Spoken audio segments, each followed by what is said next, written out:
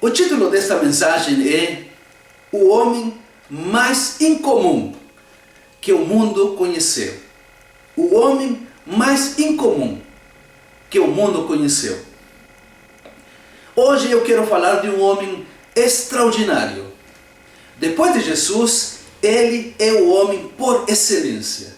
Ele é fora de série, ele é magnífico, ele é excepcional. Realmente ele é incomum. Estou falando de Jó. Para falar de Jó, utilizarei 3 indicadores de aumento. Utilizarei 3 palavras intensificadoras. Elas são maior, melhor e mais. Porque de fato, Jó representa tudo isso. Analisemos, portanto, 3 aspectos da vida de Jó que fazem dele um homem incomum. Em primeiro lugar, Jó é incomum por ser o maior de todos os homens do Oriente. Repito, Jó é incomum por ser o maior de todos os homens do Oriente. Jó capítulo 1, versículo 3, diz que Jó possuía 7.000 ovelhas, possuía 3.000 camelos, possuía 500 juntas de bois e possuía 500 jumentas. Ter toda essa quantidade de animais naquela época significava muita riqueza. E o texto continua a dizer: era também muito numeroso o pessoal ao seu serviço. Repare, muito numeroso o pessoal ao seu serviço. Este é um detalhe muito importante. Jó tinha muita gente servindo em diferentes áreas. E o texto conclui: de maneira que este homem era o maior de todos os do Oriente. Isto quer dizer que Jó era muito rico. Era o mais rico do Oriente. E o versículo 2 também aclara: nasceram-lhe 7 filhos e 3 filhas. É bom lembrar que naquela época os filhos eram evidências das bênçãos de Deus. Continuam sendo, é claro. Mas naquela época isso era muito enfatizado. Não ter filhos naquela época era motivo de vergonha, era motivo de vexame, era motivo de humilhação. Jó tinha 7 filhos e 3 filhas. Óbvio que ele se sentia muito abençoado com isso. O versículo 4 ainda acrescenta: seus filhos iam às casas uns dos outros e faziam banquetes. Faziam banquetes, cada um por sua vez. A inferência que fazemos de tudo isto é que, de fato, Jó era um homem bem-sucedido, um homem que fazia prosperar tudo o que vinha na sua mão. Porque Deus estava com ele e porque ele estava com Deus. Na sua época, Jó era muito rico. A Bíblia diz: Jó era o maior de todos os do Oriente.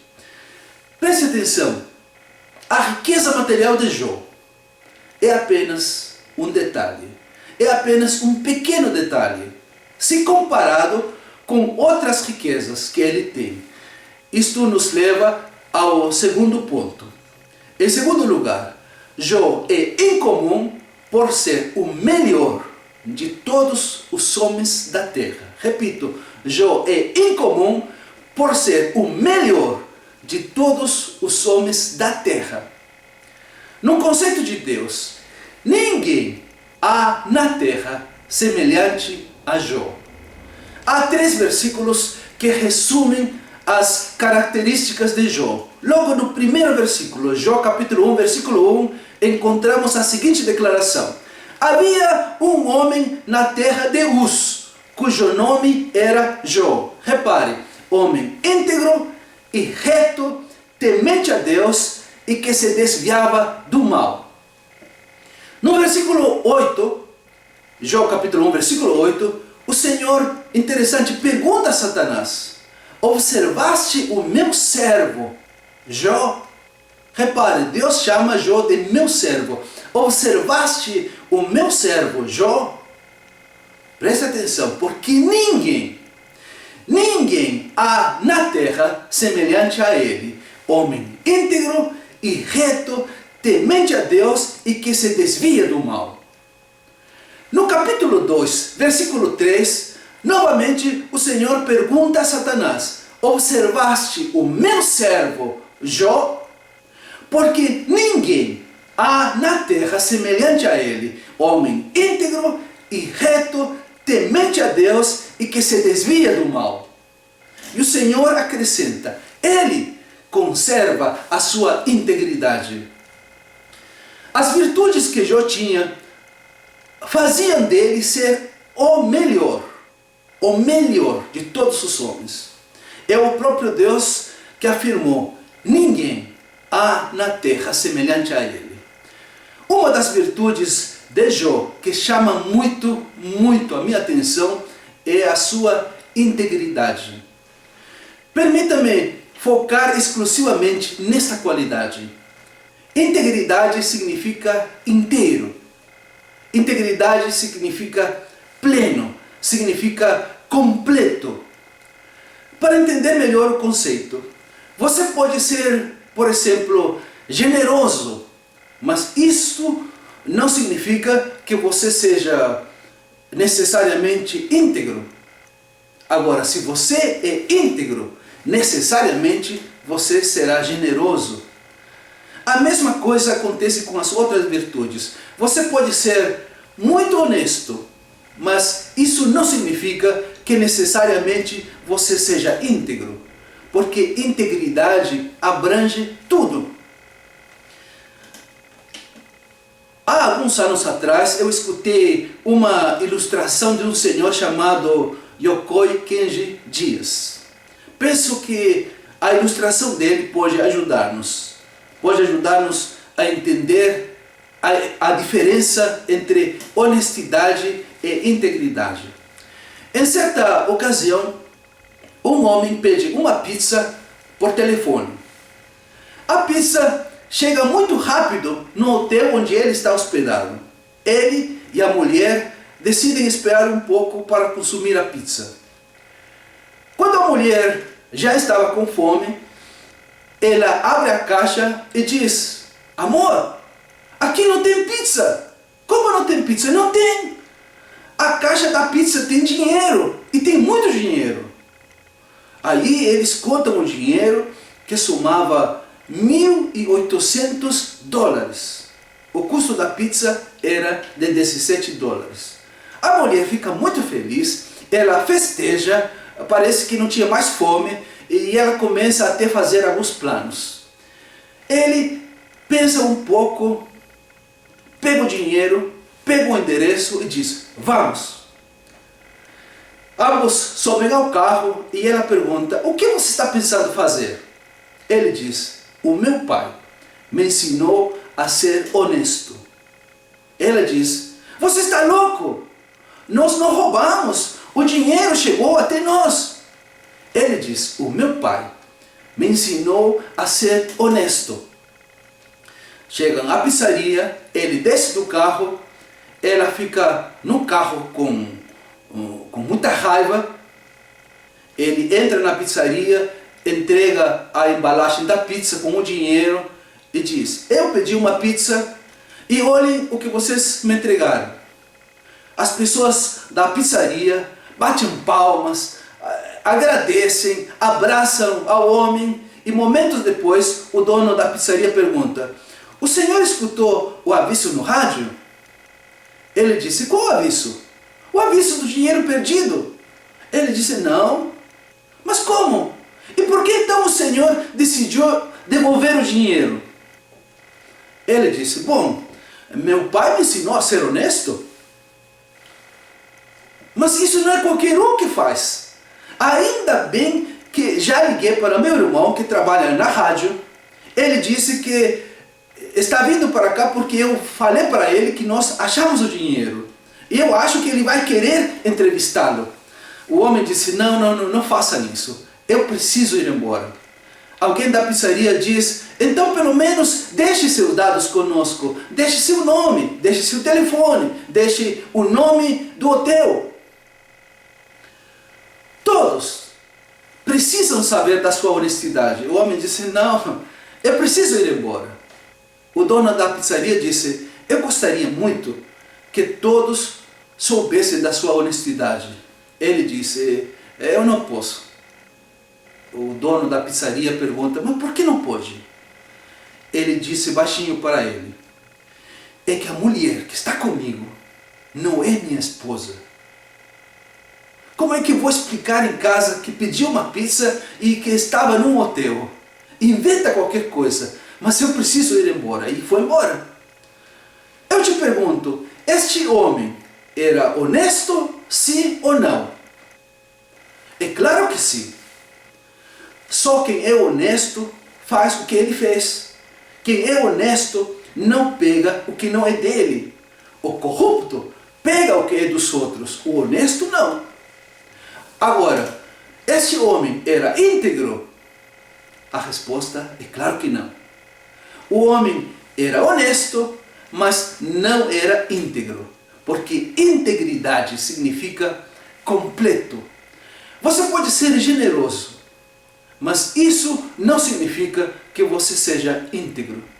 Você pode ser sincero, você pode ser bondoso, pode ser honesto, mas isso não significa que você seja íntegro. Agora, se você é íntegro, significa que você é generoso, você é sincero, você é bondoso, você é honesto, você é completo. Jó era homem íntegro. E quem afirma isto é o próprio Deus. É o próprio Deus que afirma e reafirma. Ninguém há na terra semelhante a ele. Homem íntegro, homem reto, homem temente a Deus, homem que se desvia do mal. Jó é o melhor de todos os homens. Você sabe quem são as pessoas que mais te conhecem? Eu respondo, os da tua própria casa.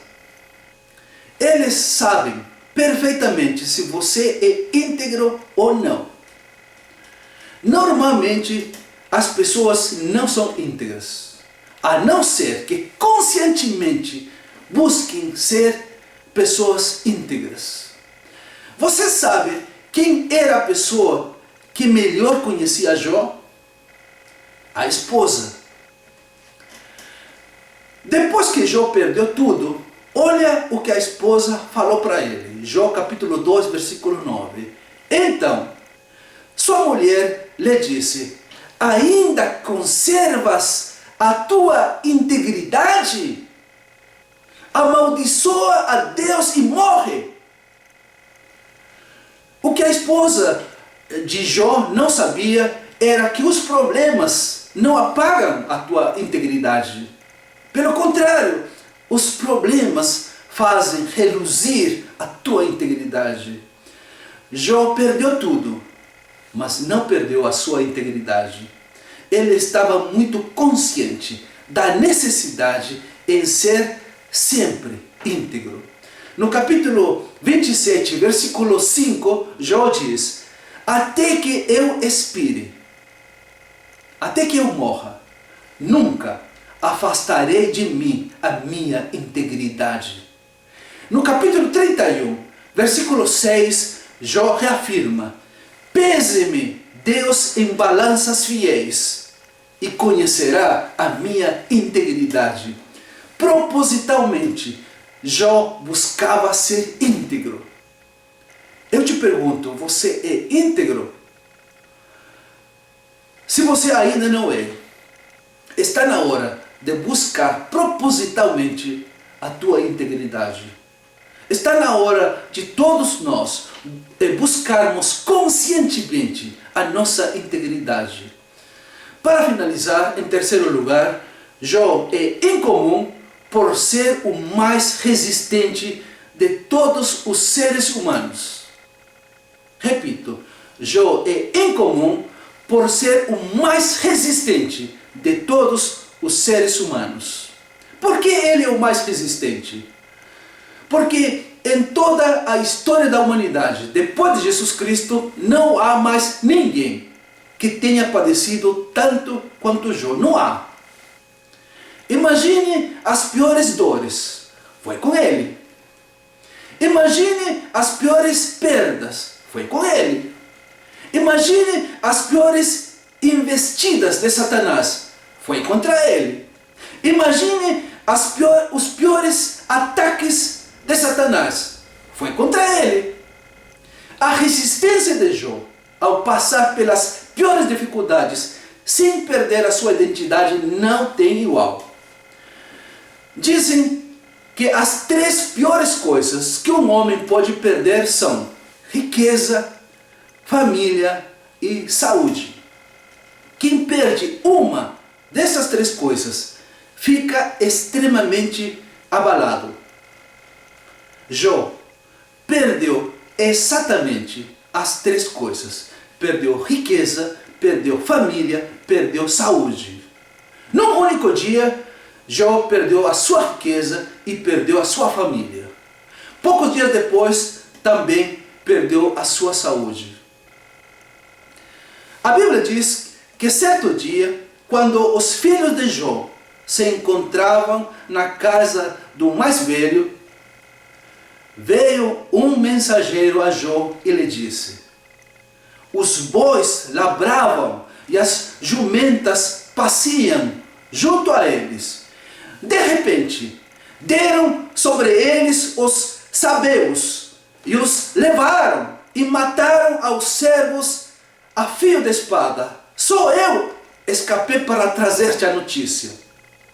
Repare, ainda falava este quando veio outro e disse: fogo de Deus caiu do céu e queimou as ovelhas e os servos e os consumiu.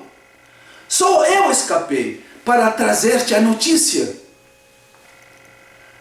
Falava este ainda, quando veio outro e disse: dividiram-se os caldeus em 3 bandos, deram sobre os camelos, os levaram e mataram aos servos a fio de espada. Só eu escapei para trazer-te a notícia. Uma notícia traz outra notícia, e todas ruins. Também, este falava ainda, quando veio outro e disse: estando teus filhos e tuas filhas comendo e bebendo vinho em casa do irmão primogênito, eis que se levantou grande vento do lado do deserto e deu nos 4 cantos da casa, a qual caiu sobre eles e morreram. Só eu escapei para trazer a notícia. O que você faria numa situação dessa? Sabe o que Jó fez? A Bíblia diz, Jó capítulo 1, versículos 20 a 22. Então Jó se levantou, rasgou seu manto, rapou a cabeça e lançou-se em terra e adorou.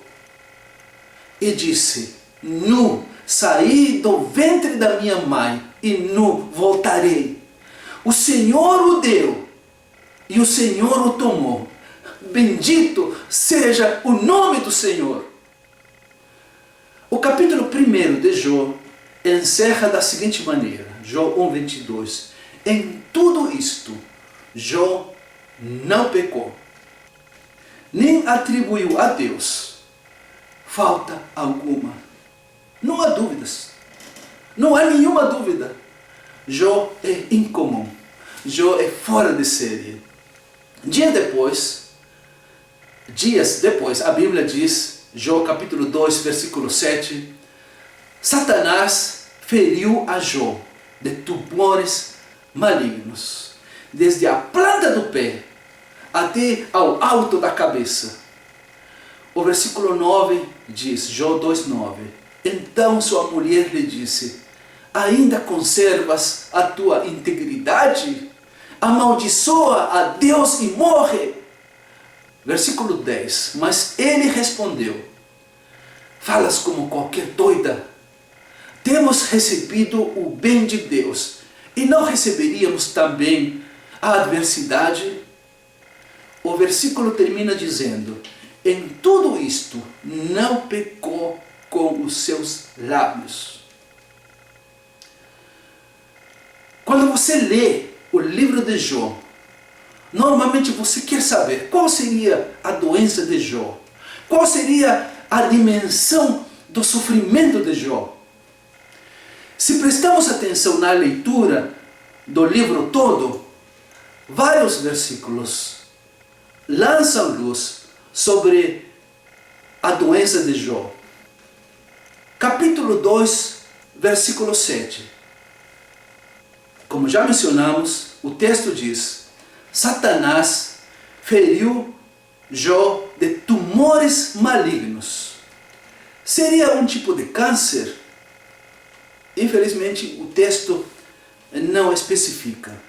Mas o texto aclara: os tumores malignos eram desde a planta do pé até ao alto da cabeça. Imaginem como estaria o corpo de Jó. Capítulo 2, versículo 8. Nesse texto há a indicação da pele de Jó coçar muito. Coçava demais. A Bíblia diz que Jó se coçava com um caco. Imaginem a cena. Era o corpo todo coçando. Jó se coçava com um caco. Capítulo 2, versículo 12, indica que Jó ficou irreconhecível. Jó tinha vários amigos. E o texto nos fala de 3 amigos. Os 3 amigos dele, que foram para visitá-lo, não o reconheceram. Reparem, não o reconheceram. Tanto é assim que eles, quando se encontraram com Jó, ergueram a voz e choraram. O quadro de Jó realmente era terrível. Capítulo 2, versículo 13. A Bíblia diz que a dor de Jó era muito grande. É interessante observar que os 3 amigos de Jó foram visitá-lo com a finalidade de consolá-lo. Só que o quadro era tão desolador que eles não sabiam o que dizer. O texto diz: sentaram-se com ele na terra 7 dias e 7 noites, e nenhum lhe dizia palavra alguma, pois viam que a dor era muito grande. Capítulo 3, versículo 24. Jó gemia de dor. Eu não sei se você já viu alguém gemer de muita dor. Nem queira ver. É um quadro desesperador. Capítulo 6, versículo 11. Jó ficou debilitado. Ficou sem forças. Capítulo 7, versículos 3, 4, 14 e 15. Jó não conseguia dormir. Não conseguia dormir de tanta aflição. E quando conseguia dormir, tinha pesadelos. Jó chega a dizer: se tivesse que escolher, antes escolheria a morte do que esta tortura. Capítulo 7, versículo 5. As chagas no corpo de Jó criaram vermes. E o mesmo versículo diz: no corpo dele se formavam crostas e supuravam. Isto é, várias partes do seu corpo ficavam endurecidas e formavam pus.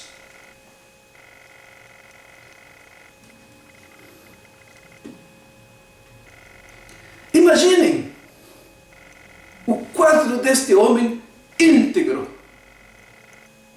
E tem mais. Capítulo 9, versículo 18 diz: Jó tinha dificuldade para respirar.